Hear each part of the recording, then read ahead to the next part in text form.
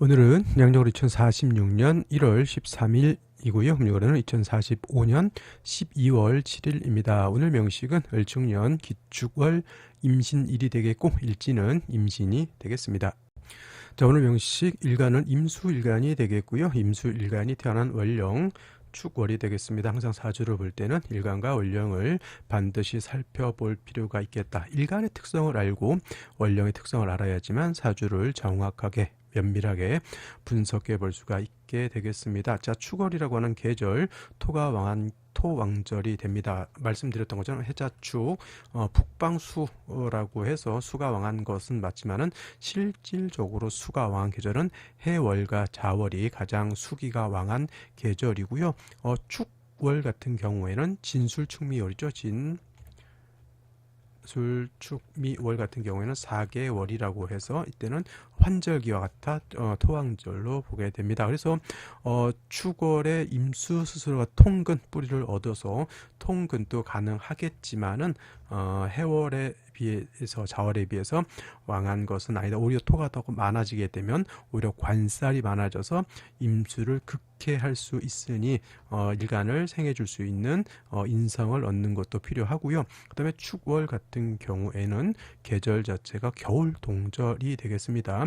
엄청나게 춥고 한기가 있어서 물이 얼고 땅이 얼고 천하가 결빙되는 그러한 계절이기 때문에 반드시 조후로 하는 화는 정화보다는 병화, 뿌리 있는 병화를 얻어서 따뜻하게 조후하는 것이 좋겠습니다. 자, 월간 먼저 보게 되면 기토라고 하는 것이죠. 이 기토는 어디서 왔느냐? 월지 있는 축토라고 봤을 때 이 축토 안에는 개수, 신금, 기토라고 하는 것이 있습니다. 만약에 기토가 투출되지 않았는데 신금이 이렇게 투출을 하게 되면 이 신금 가지고 격을 잡을 수가 있겠습니다. 어떤 격이 될까요? 당연히 이거는 정인 격이 될 수가 있겠고, 근데 오늘 같은 경우에는 축의 본기가 이렇게 투출되어 있기 때문에 뭐 신금이 투출되어 있다 하더라도 이것은 정관격이 된다. 월령이 정관, 기토 분기가 투출되어 있기 때문에 원한적인 정관격. 근데 연지에서 봤을 때 축토를 하나 또 봤습니다. 이렇게 되면은 정관도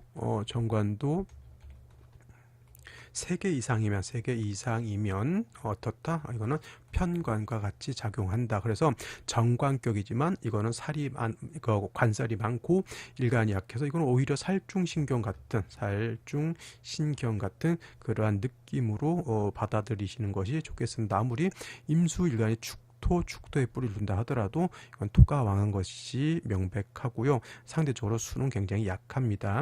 연간의 상관인 을목이지. 이거 상관경관이라고 보면 될까요? 안 될까요? 상관경관이라고. 물론 이제 내용만 놓고 봐서는 상관경관이지만 아까 제가 뭐라 그랬습니까? 정관도 3개 이상이면 나를 하는 편관과 같이 작용하기 때문에 이거는 상관경관으로 보기보다는 상관으로서 많은 관살을 억제한다라고 보는 것이 맞습니다. 단 일간 자체가 임수가 어느 정도 이렇게 힘이 있어야지만 관성도 상관도 관리가 할 수 있는데 일간이 약하면 이것도 상관도 나의 소유물이 아니죠. 단 그래도 괜찮은 것은 그래도 일지에서 신금이라고 하는 편인을 얻어서 임수일간이 신에도 뿌리를 두었으니 토 2개의 뿌리를 둔 것보다는 신금 하나의 뿌리를 둬서 일간이 매우 요거는 신강해졌다. 또는 월령까지 듣겠으니까 신왕 사주로 이렇게 봐도 되겠습니다. 단 3주까지만 놓고 봤을 때 뭐가 없다? 화가 없어서 조후가 미흡하다라고 하는 것.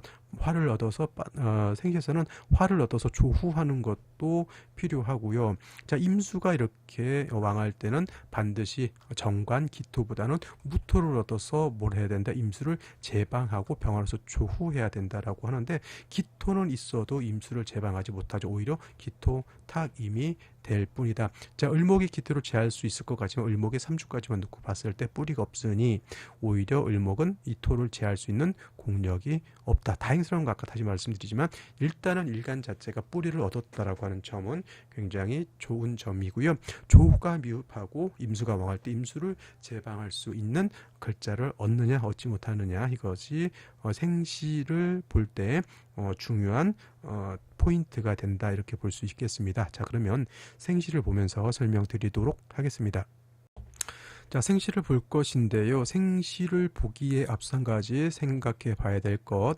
여명으로 태어났을 때 경인대운이면은, 자, 경인대운 7살 때 할 때 이거 인신충 되는 거 한번 꼭 생각해 보셔야 될 것 같다. 어차피 7살 때부터 16살 때까지는 경인대운을 이건 숙명적으로 지나가야 되는 하나의 관문과 같은데, 임수일간이 여기에 뿌리를 두고 있는데 이거를 이렇게 충하게 되면 임수일간의 뿌리가 상처를 크게 입는다라고 하는 것을 염두에 두고 사주 생시를 보는 것이 필요하겠다 이렇게 보여지는데, 자, 경자시가 되게 되면은 일단 단점은 뭐다? 사주에 화가 없다. 재성인 화가 없어서 굉장히 한습하다. 한기가 있어서 굉장히 결비 천하가 얼게 된다라고 하는 점이 문제이죠. 그래서 이러한 경우에는 반드시 운이라도 목화운으로 가야 될 것인데, 이렇게 여명으로 태어나게 되면 60년간 거의 뭐 66세까지가 목화운이니 여명은 경자시를 선택해도 크게 손해 볼 바는 아니고, 더 중요한 거 아까 경인대운에 인신충이 된다라고 했는데 경자시가 되게 되면 이건 신자 반합이 되죠. 신자 합이 돼서 합이 됨으로 인해서 저기 인신충이 구제가 된다. 그러니까 인신충도 되지 않고 일간도 왕하고 운은 목화운으로 가고, 뭐 내가 봤을 때는 나빠 보이지 않겠다라는 생각이 들고요. 남자의 경우에는 금수운으로 많이 가기 때문에 화를 얻는 것이 일단은 중요해 보인다라고 하는 점. 그다음에 신축시 같은 경우에는 축토라고 하는 것이 여기에 있죠. 뭐 물론 정관입니다만은 임수가 제방이 되는 것이 아니라 토가 이렇게 많게 되면 오히려 임수를 탁수로 만드는 것이 오히려 문제이고요.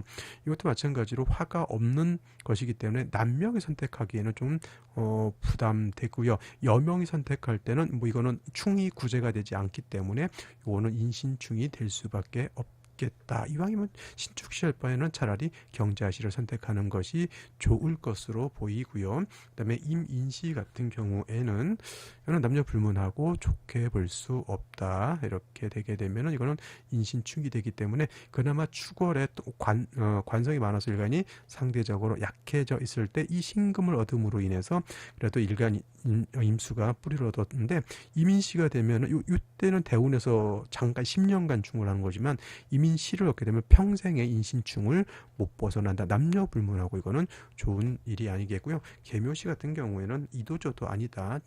괜히 개수투출에서 한기만 발생할 뿐이고, 여자로도 그렇고 남자로도 그렇고 그렇게 메리트 있는 생시는 아닌 것으로 이렇게 보여지고요. 그다음에 갑진시 같은 경우에는 이것도 솔직히 뭐 진토 하나가 있고요.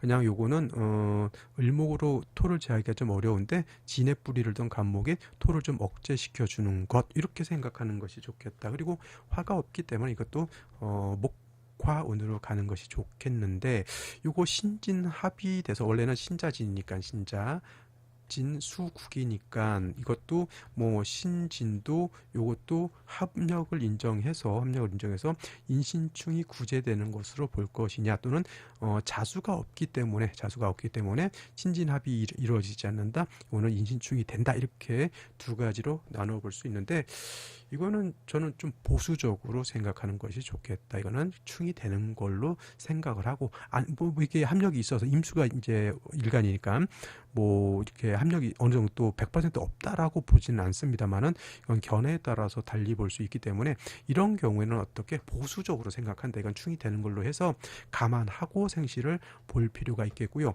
을사시 같은 경우에는 뭐 사화를 얻어서 뭐 좋다 나쁘다를 떠나서 을사시의 장점은 사신 합이 되죠. 합수 이렇게 봐도 됩니다. 근데 사신 합이 되니까 이것도 마찬가지로 경자시와 마찬가지로 인신충은 된다 안 된다? 안 된다. 충중 봉합이 되었다, 이렇게 보면 되겠습니다.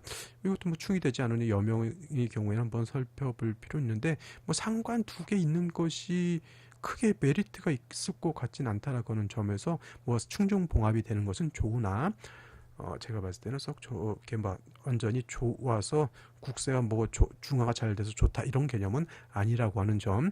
병오시 같은 경우에는 이거는 남자가 선택하면 좋을 것 같다라는 생각이 들죠. 이렇게 목화운 금수운 쪽으로 많이 가다 보니 뭐 인신충이 될 것도 그래도 걱정 안 해도 되고, 그래서 오늘 같은 경우에는 제가 볼 때는 남자라면은 병호시를 선택하는 것이 가장 좀 합리적인 것으로 보이고, 개묘시와 마찬가지로 정미시도 제가 봤을 땐 큰 의미가 있는 생시가 아닙니다.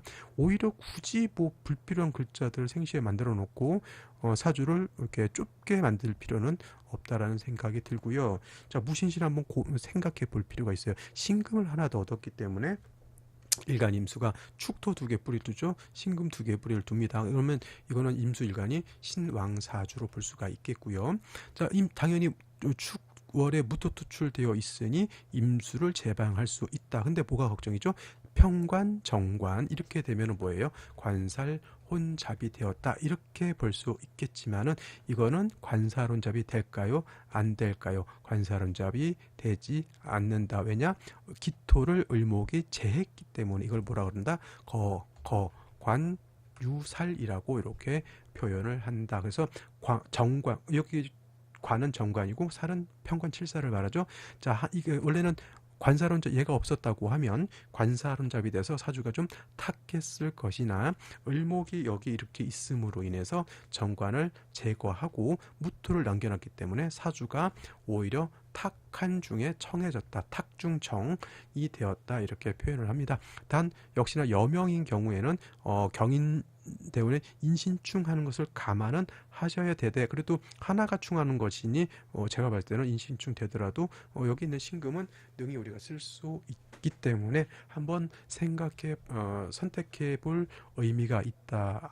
안전빵으로 가기 위해서는 여명은 경자시가 좀 더 좋겠고, 무신시도 한번 생각해 볼 필요 있겠고, 기유시 같은 경우에는 그냥 이거는 이렇게 딱 한마디죠. 기토 탁입니다. 이렇게 해주면 되겠습니다. 뭐 좋다는 얘기, 나쁘다는 얘기 별로 메리트가 없다. 기토 탁임 돼서 기토는 임수를 제방할 용도가 없겠고요.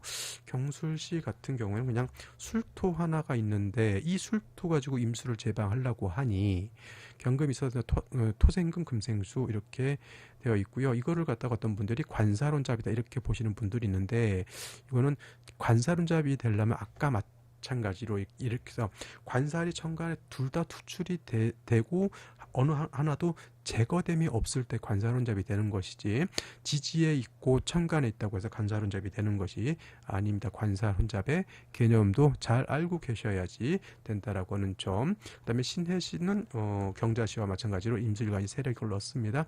목화운 쪽으로 가는 것이 금수운보다는 나을 것이다. 여명은 경자시 무신시 선택해 볼 만하고요. 남자는 딴 거 필요 없이 제가 봤을 땐 병오시 선택하는 것이 가장 좋지 않을까 이렇게 생각이 됩니다. 자, 오늘은 여기까지 설명드렸고요. 저는 내일 또 찾아뵙도록 하겠습니다. 감사합니다.